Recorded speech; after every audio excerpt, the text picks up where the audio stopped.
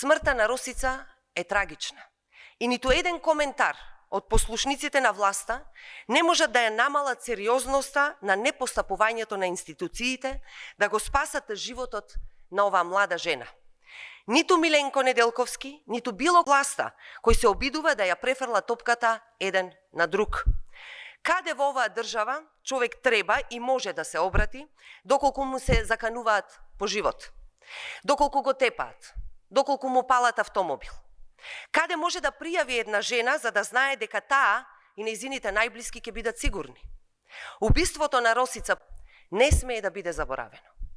Убиството на Росица бара одговори, бара одговорност и бара будност и голема сериозност на институциите, а не префрлање на вина еден на друг. Росица не молчала. Росица пријавувала секогаш кога стравувала за својот живот, а нејзиниот живот и животот на нејзиниот татко за жал згасна. Каква порака е ова за сите други жени кои собираат храброст да пријават дека трпат насилство, да пријават дека трпат закани, дека трпат демнење, да пријават дека животот не им е спокоен?